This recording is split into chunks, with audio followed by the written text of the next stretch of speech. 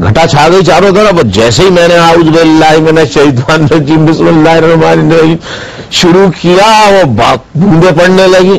پھر تو ایسی دھوئے دار بارش ہوئی کہ اب کیا کریں. خیر میں بولتا رہا. میں نے کہا کہ عوام سے کہ ہمت سے کام کریں, بارش ابھی تھوڑی دیر میں بند ہو جائے گی. خیر وہ پلاسٹک کے کور مائک وغیرہ پہ لپیٹ کے میں تقریر کرتا رہا. جیسے جیسے میری تقریر آگے بڑھتی رہی بارش اتنی زیادہ تیز ہوتی رہی یہاں تک کہ نشتر پارک بھر گیا اور لوگ اس میں باقاعدہ آدھے آدھے ڈوبنے لگے. لیکن صاحب یہ بھی اللہ کا بڑا کرم, اس کا احسان, ایک آدمی اٹھ کے نہیں بھاگا جلسے سے. وہ جلسہ جو تھا اس نے پاکستان کی اسٹیبلشمنٹ کو ہلا کے رکھ دیا کہ یہ کون سے نوجوان ہیں, یہ اتنا بڑا جلسہ کر لیا انہوں نے. بڑی بڑی پارٹیز نہیں کر پاتی اور دھوئیں دار بارش کوئی اٹھ کے نہیں گیا, یہ مخلوق کیسی ہے. بس اس کے بعد دوسرا بڑا جلسہ یہ طے ہوا مرکزی کمیٹی کا کہ 31 اکتوبر 1986 کو پکا قلعہ حیدرآباد میں ہوگا. اس دن جناب جو ہے ایجنسیوں نے اسٹیبلشمنٹ نے اپنا منصوبہ بنا لیا. پروگرام آ گیا تھا اخبار میں کہ آشا واٹر پمپ سے آشا منزل تک تمام کاریں وغیرہ وہ لگ جائیں گی اور قائد تحریک جلوس کو لیڈ کریں گے. ہوا یہ کہ میرے ذہن میں کچھ قدرتی طور پہ اللہ تعالیٰ نے ایک بات ڈالی کہ آپ رات ہی کو حیدرآباد نکل لیں, کیونکہ اس سے پہلے جو واقعات ہوئے تھے اس نے مجبور کیا اور اللہ نے ذہن میں ڈالی کہ ڈی سی اشفاق میمن ہوا کرتا تھا اس زمانے میں ڈی سی ایسٹ کا. اس نے فون کر کے بلایا کہ 8-10 آدمی آپ بھیج دیں یا ہمارے پاس سوراب روڈ سے پٹھانوں کا گروپ بھی آ رہا ہے. میں نے کہا کائی کے لیے؟ کہنے لگے ان کو کچھ خدشات ہیں اور وہ میٹنگ کرنا چاہتے ہیں. میرے دل میں کوئی شک ہی نہیں تھا, میں نے بھیج دیا. وہاں پہ جو باتیں ہوئیں تو وہ کہ صاحب وہ جس سے اندازہ ہوا جیسے کوئی لڑائی یا جھگڑا ہوگا سوراب روڈ پہ, یہ بات میرے لیے حیران کن تھی. خیر میں لوگوں کے جو ڈیلیگیشن گیا تھا اس کی باتیں سن کر میں نے پورے کراچی کا چکر لگایا. رات ہی کو تقریباً کوئی 3-3:30-4 بجے تک پورے کراچی میں چکر لگاتا رہا. ہر سٹال پہ گیا. میں نے کہا جب سوراب گوٹ سے جلوس نکلے تو کوئی نعرہ نہیں لگائے گا. یہ میسج دے کے میں واپس آیا.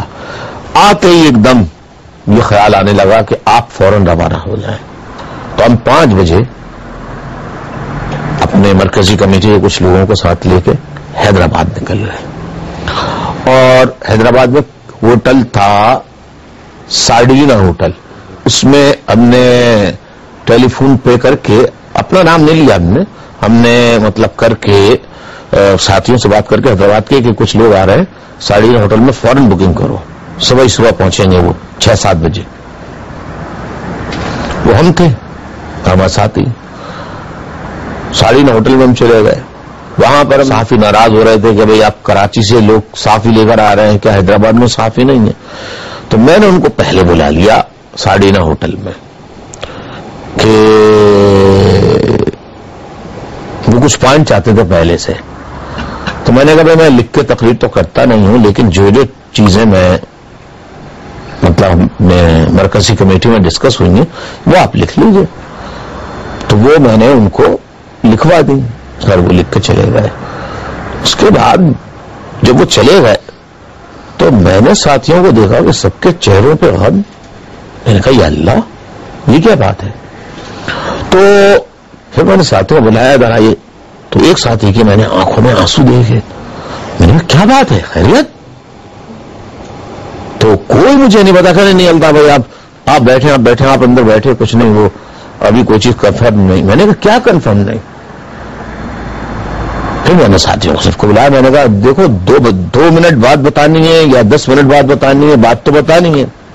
آپ سچ سچ بتائیے کیا بات ہوئی ہے، مجھے تو بتائیے تاکہ میں اپنا ذہن بھی اس پہ لگا سکوں، غور کر سکوں کہ اس کا حل کیا ہے.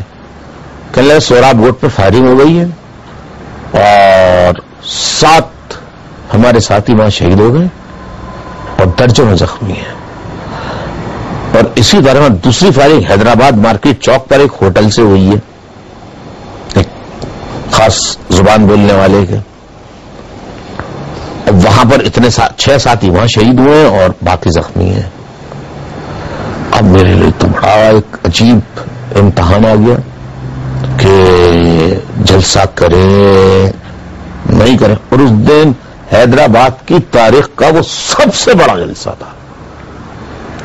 میں نے سوچا اور اللہ سے دعا کی کہ اللہ 7 خیریت کے جلسہ کر دے، باقی اس کو دیکھتے ہیں. میں نے کہا ساتھیوں گاڑی نکالو اور روانہ ہو جلسے کے لیے، کیونکہ رش بہت تھا.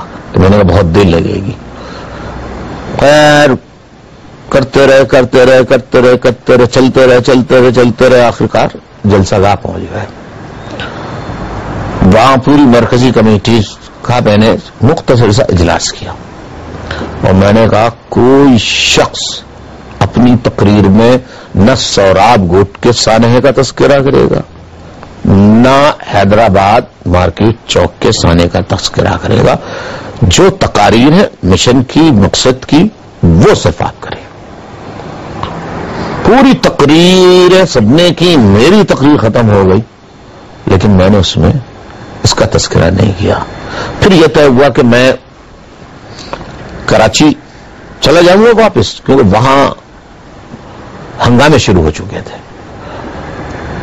عظیم بھائی وہ اور دیگر رہنما وہ رہ جائیں گے، میرے ساتھ ایس ایم طارق شہید جو شہید ہو گئے بعد میں، وہ صرف کراچی جائیں گے.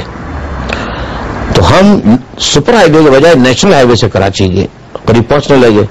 گھگر پھاٹک پر وہی اشفاق میمن ڈی سی وہ پوری نفری ساری گاڑیاں روکی، نکال لیے. آ جائیے الطاف صاحب، اور جناب بٹھا لیا کہ یو آر انڈر اریسٹ. میں نے کہا کس بات پہ؟ کہنے وہ سوراب گوٹ پہ گولیاں چلی ہیں، وہاں بڑے لوگ مر گئے. میں نے کتنے لوگ مرے؟ حالانکہ کوئی سوراب گوٹ پہ رہنے والا مرا ہی نہیں تھا. میرے ایم کے اے پی ایم سی کے لوگ تھے. تو الٹا الزام ہم پہ لگا کے اور مجھے کلا کوٹ تھانے میں لے جایا گیا میرے ساتھیوں کو. اس کے بعد مجھے لے جا کے بلدیا کمپلیکس ایک جگہ ہے پولیس ٹریننگ سینٹر جنگل میں، اب تو آبادی ہوئی ہوگی، اس زمانے کی بات کر رہا ہوں میں 86 کی. بالکل جنگل بیابان تھا، پیچھے منگو پیر کی پہاڑیاں تھیں. وہاں مجھے 17 دن انہوں نے رکھا، مجھے سونے نہیں دیا، مجھے چلاتے رہے کمرے میں. یہ میری ٹانگیں سوج گئی اور مجھ سے طرح طرح کے لوگ سوالات کرتے رہے، ٹارچر کرتے رہے اور بالآخر اس نتیجے پہنچے کہ مجھے پیشکشیں کریں اور مجھ پر الزام لگایا کہ تم جی ایم سید سے پیسے لیتے ہو اور تم سن گئے تھے اور وہاں سے تم نے پیسے لیے. میں کبھی زندگی میں سن گیا ہی نہیں. جی ایم سید مرحوم صاحب سے میری جو ملاقاتیں ہوئی تھیں یہ 86 سے پہلے ہوئی تھی. اس وقت جب وہ جنا ہاسپٹل میں بیمار حالت میں داخل تھے، میں عیادت کے لیے گیا تھا ان سے. لیکن بہرحال انہوں نے یقین نہیں کیا اور کہنے لگے تمہیں یہ منگو پیر کی پہاڑیوں پہ لے جا کے مار دیں گے. میں نے کہا مار دو، حالت تو میری بری ہو ہی چکی تھی بالکل. اور میں نے زندگی میں پہلا یہ ٹارچر سیل دیکھا تھا، پولیس کی اور ایجنسیوں کی مار دے کی تھی. تو میں تو خود مرنے کی دعا کر رہا تھا اللہ سے کہ اس سے تو بہتر ہے موت ہی آ جائے. وہ سب جھوٹ کہہ رہے تھے کہ جھوٹ لکھو. میں نے کہا میں جھوٹ نہیں لکھ سکتا. پھر آ گئے وہ پیشکشوں پہ میں نے کہا نہیں مجھے کوئی پیشکش، مجھے نہ کوئی پائی چاہیے، نہ پیسہ چاہیے، نہ پلاٹ چاہیے، نہ پرمٹ چاہیے۔ اس کے بعد پھر مار کٹائی شروع۔